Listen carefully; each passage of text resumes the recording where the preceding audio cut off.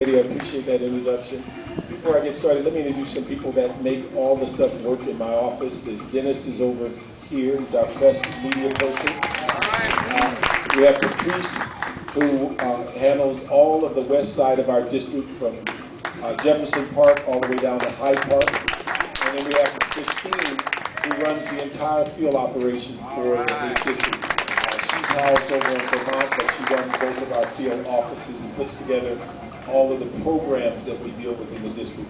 You know, one thing I think it is important that we continue to look at what Leimert Park means to us, and if you understand the history of Leimert Park, it is even more meaningful. It wasn't a long time ago that in the 50s and 60s, people of color could not live in Leimert Park. In fact, it used to have in the covenants of the deeds of the property, it said that Negroes and Asians could not live more than 24 consecutive hours in Leimert Park. The first people that broke those covenants was Tom Bradley and a young attorney that worked on those cases that got rid of the covenants. So that gives you an idea of, hard to reflect that today the high percentage of minorities that live in the community at one time stated in the deed was the fact that you could not live here. You could work here, but you couldn't stay over 24 hours. So that's what makes it remarkable. The other thing is, being on Crenshaw Boulevard, which most of us grew up riding up and down Crenshaw, the Crenshaw family in this area, many people didn't know there was a Crenshaw family, but the Crenshaw family in many instances led the charge on covenants to keep minorities out of the community. And so these are things that I think in learning about our history and how and where we live today, it's not by chance.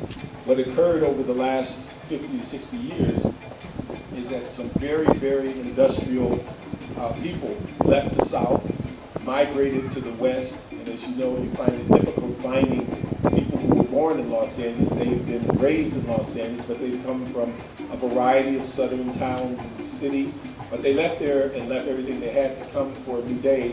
And then as they got to Los Angeles, most of them lived on the east side of Los Angeles. Central Avenue at one time was the heart and soul of the black community. 33rd and Central, 34th and Central. If you go down on Central Avenue, you'll find the Dunbar Hotel. It was there because black entertainers couldn't stay at the Grove. They had entertained at the Grove, not the Grove over on La Cienega. The Grove Hotel that used to be on Wilson Boulevard. But they could entertain, but they had to go live in the black community. You also, on 34th Street, was the only one of two fire stations that black firefighters could actually work. One was on 34th, the other was on 13th Street. And Newton Station on 13th Street was the only police station that black police officers could work for years. And if you worked there as a police officer, if your partner was off sick, you had two choices. You could go out and work alone, or you could go home. Because they did not assign you to work with a white officer. It wasn't until 1961 in this city that Chief Parker said it was okay to put a black and white police officer in a black and white car. And that was 1961. And so these are things that you think about. In fact, you remember a guy that was the mayor, Tom Bradley? He used to walk a footbeat on Central Avenue. And he later became only the fourth member in the history of LAPD to become a lieutenant. And he was the first lieutenant who was allowed to be a watch commander and supervise white officers when they assigned him to Wilshire Station. But he left the city of LA as a deployed after 20 years because he was told he could never be a captain of police. So he later became an attorney, a city councilman for 10 years, and then a mayor for 20 years. And so we could figure in there he could have probably been a captain for at least a day or two. So these are things of understanding the history of why we're here. And now that people view this as the Afrocentric culture of the city of Los Angeles, just realize it was always not viewed that way. In fact, there was the covenants that said you could not even be here. And so I think as this transition has occurred, one of the things that occurred to me immediately when I got in office was how do we keep doing things to make this village financially viable? And one of the first things we did is that we found, it was a very odd situation, we had an MLK parade that started on Crenshaw, went to Western, dropped everybody off, and everybody disappeared. And we couldn't figure out, well, why would you have a parade that has several thousand people in the parade and drops everybody Western Avenue, and everybody look at each other and say, what am I doing on Western and King? And they go where they're going. So we reversed the parade, brought it down westbound on King from Western, turned on Crenshaw and stopped it here at the park, and then put on a full-day festival. So that's why the festival was invented, so that when you have several thousand people that are watching the parade and in the parade, there's an activity that then we hope people come and spend the day with a gospel fest, a contemporary stage, and all the businesses we hope are thriving because several thousand people are in the village for 6 or 7 hours after the parade. The other thing that we came up with is that we used to bring in about a 100-foot Christmas tree and put it over in the Malton Square area. After the construction over there, we were unable to do that, so we brought the Christmas tree to Lamert Park. And so we put it up every year in mid-November, and it's viewed as the start of shopping for the village. We light up the park, we light up the tree, and it's a site in which people coming down Crenshaw can enjoy. We invite the schools in the area to use it as a backdrop for their programs. But again, it's brought with the idea of bringing forth business to the Lamert Park village, and it's another attraction. And so that's how that particular concept developed. And then after we rolled on the Christmas tree, we decided let's start giving gifts. Over the last 7 or 8 years, we get an average of 3,000, an average of 3,000 gifts to young people each year. The first 5 or 6 years we dealt with it right here at Lamert Park, but then when we started constructing on the theater, we had no longer a place to house the gifts and to use it as a platform, so we moved everything over to Baldwin Hills. And so again, we are bringing 3,000 gifts each year to young people. And what's sad about it, on the one hand, the need is tremendous. What you find, what's really sad, many of these kids, this is the only gift they may get for Christmas. And so it's one of those things of looking for ways to serve the public and give them the things that they want. We've heard for decades now that people want Malton Square redeveloped. They want the very same things that they're driving the Culver City people and other places to get. And that's our mission.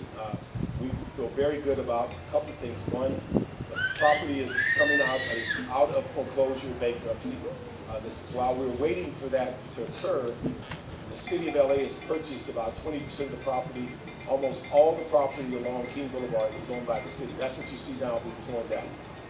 The developer, or not the land speculator that bought the property out of foreclosure, now is in the process of selling it to a developer. And we have an agreement with that land speculator not to sell it to a developer unless they have a committed plan that they're actively ready to implement. We don't want to sell it to somebody that is land banking it, will look in 10 years to do something. We want them to come with a master plan for the 80% of the property.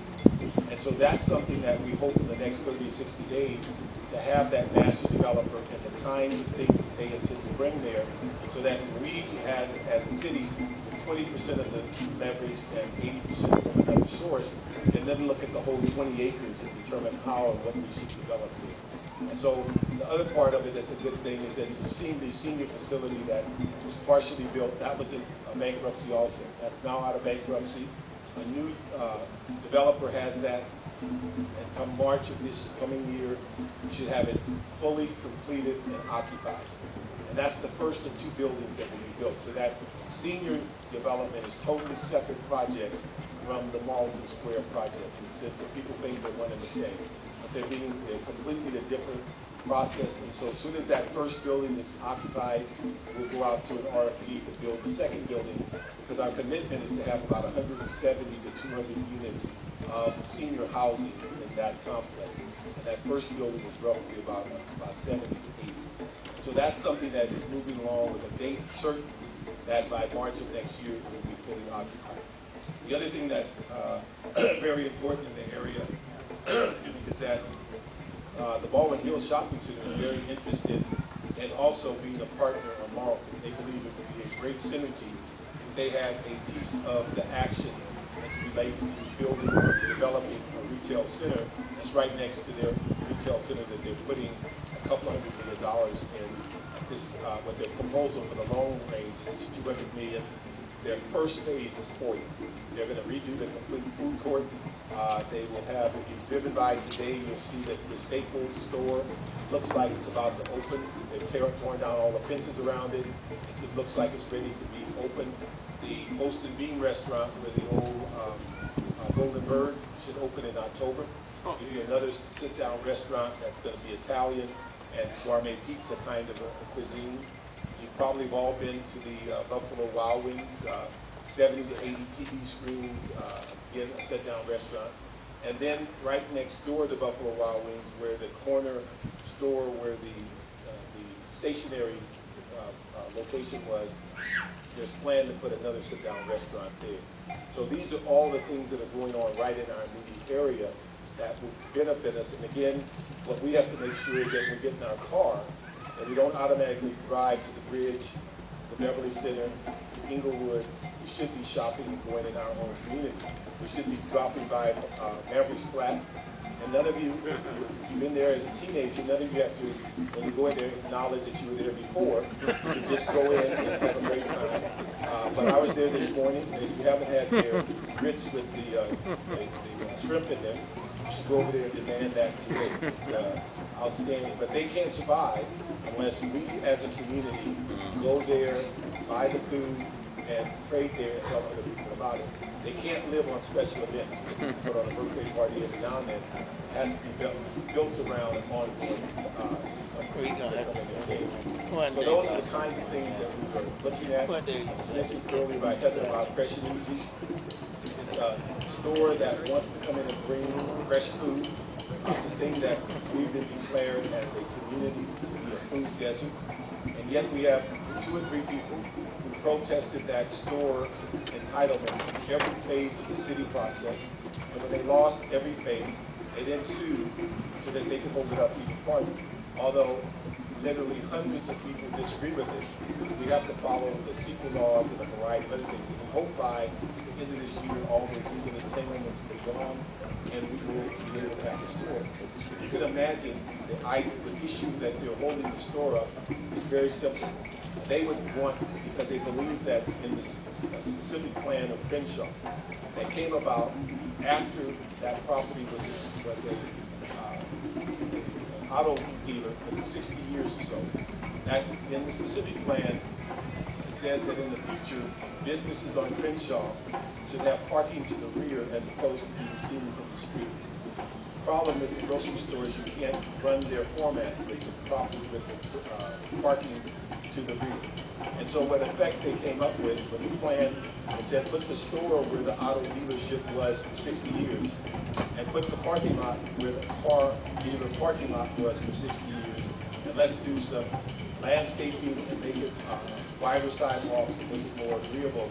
And yet we have people that disagree with that and would prefer us not to have food, for them to have a point about where a parking lot should go. And they, in many instances, would prefer us not to have a grocery store, just to prove a point of where the parking lot is, which I think is somewhat strange. But these are things that we'll work through. We're not going to give up on it. And I think the other thing that's very, very positive for the community, we just met with Walmart, and they have, in effect, not followed the shopping center. Before they moved into the Baldwin Hills Shopping Center, there was about a 60% occupancy there. They actually were talking about closing it down. Since they have moved in, the first month they were in operation, over 1 million people came to Walmart just for 1 month. They have consistently brought in folks that shop there. Many people believe if you shop at Walmart, you save almost a month's rent over a year, like the savings that you get. They decided they're going to stay. They've used their contract recently. They're going to totally remodel that store, and so that they can bring more and more kinds of goods to the community. The other thing that they've done is that they used to come to a community and demand to put in 100,000 and 200,000 square foot stores. They found that those kinds of developments just create so much havoc in the community that they often end up in legal battles. They also had a desire that any time they went in the community, they wanted to build their own facility. They made some changes in their administration, and a couple of things they decided. is no longer are they wed to the idea of only 100,000 or 200,000 square foot store. They have formats that will go 20,000. They have formats that will go 40,000. They have formats that go 100 plus. And they're willing to look at different formats. The other thing they're looking at is if there are stores that have left the community, they're willing to go in and refurbish an already entitled store and bring a store where there was a need at one time. We know that the larger stores, the ones that have been mentioned in the paper recently that are considering a strike, they have left the community faster than they have brought groceries into the community. We lost the Ralphs in Hoover and Manchester a couple of years ago. Before they even advised us it was looting, they turned it to a 99-cent store. We lost another Ralph's that had been there 60 years on Vernon and Figueroa. They turned it into a Ross dress store before they told you they were leaving. Never have they allowed other competing stores to come in and bring groceries. So we're not for independents like Superior and things of that nature, the Numero Uno. A lot of our grocery needs would not be met. I think in our district we only have 8 grocery stores in the entire district to serve 250,000 people. And at least 2 of them in the last year have been cited for contaminated food. The one on Slauson and also the one on Rodeo Road and La Brea. And in fact, we had a complaint in our office before Talisha left, where a citizen called and said, I will refuse to go into the store on Rodeo Road because I can smell the blood from the meat counter in the parking lot. And so these are the kind of things that we have people saying, we should keep shopping at these stores that are providing us that kind of quality.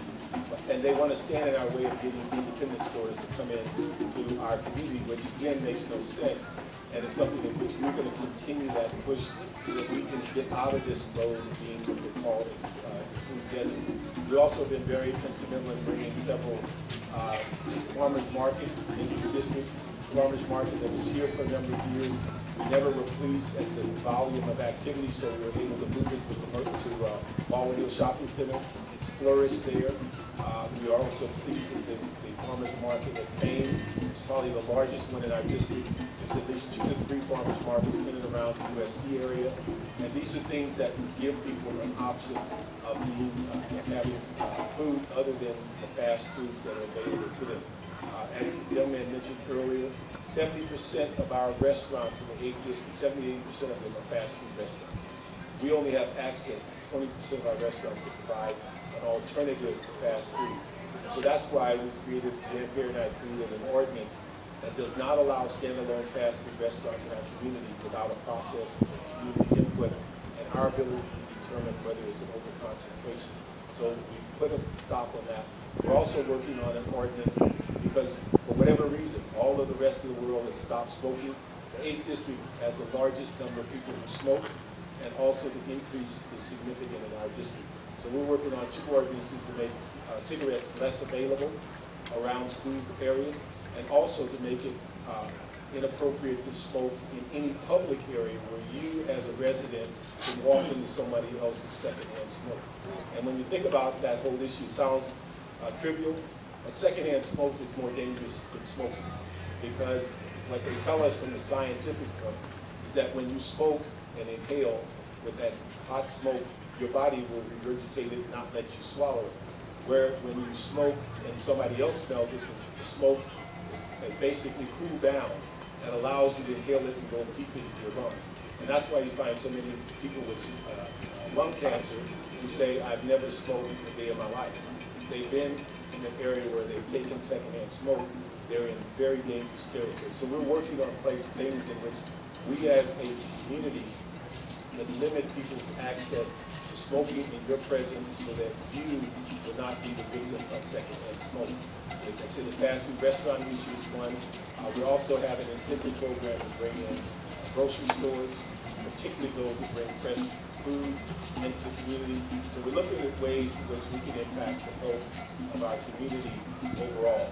Just to give you a thumbnail on a couple of other things that are going on.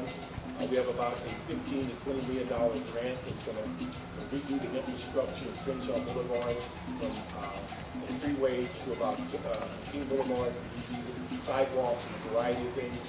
The train is coming, just was approved. The environmental impact report was approved by MTA the other day.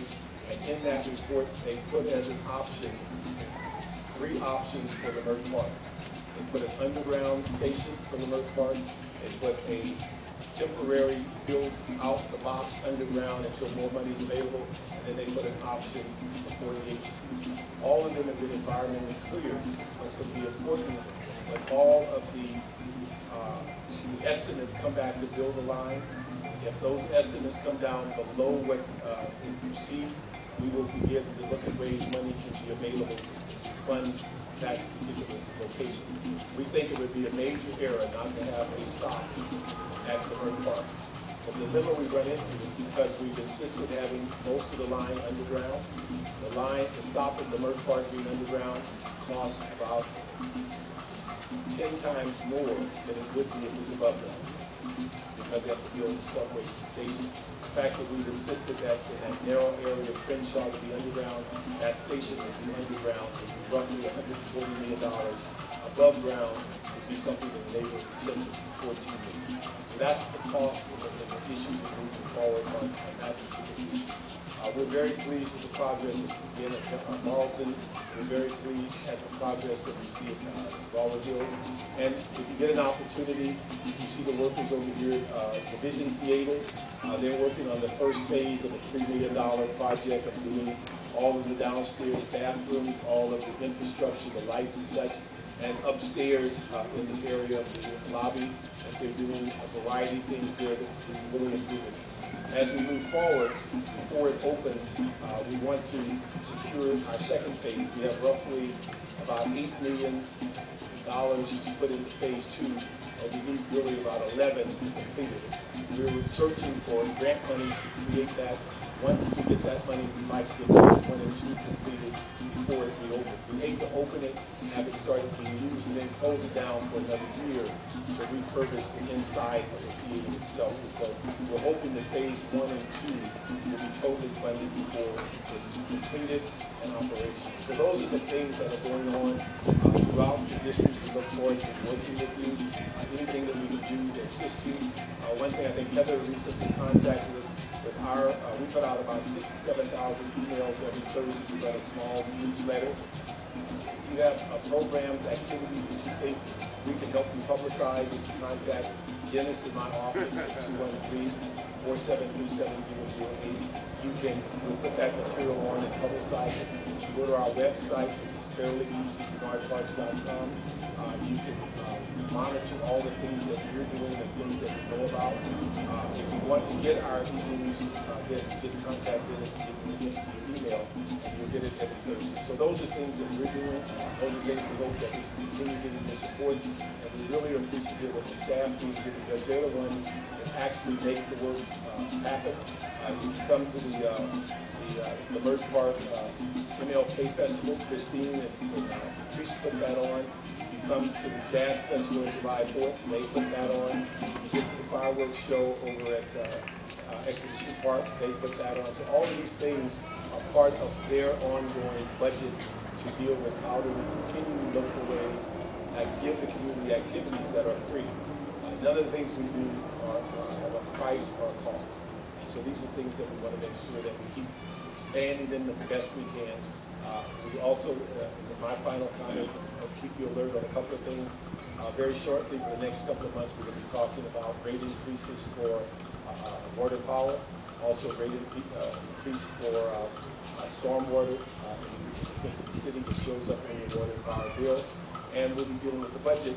And as we monitor the budget over the next several months, you'll begin to see whether the city is coming out of this recession or whether it's going to be in it for a while. Most people predict the recession is going to last until at least 2014, which means that we'll be somewhat in the mode that we are today. And depending on whether our revenue comes in, we could even be making more cuts. So we'd like your participation. If you see it or hear about these meetings, whether it's redistricting that will be done by March, these are all things you should be taking a clear approach and advantage of being a part of it, because your voices are important. If your voices aren't there, then other people's voices are there, and sometimes their voices contradict to your best interest. So thank you very much. Appreciate Eddie for keeping the Merck Park.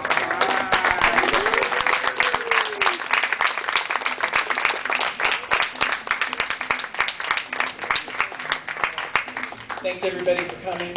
Thank you, Bernard Parks, for being here. And did you see how you didn't use any notes the whole time? We don't need notes. We're giving away our 2 final tickets today to Uju Anya. Is it Uju Anya here?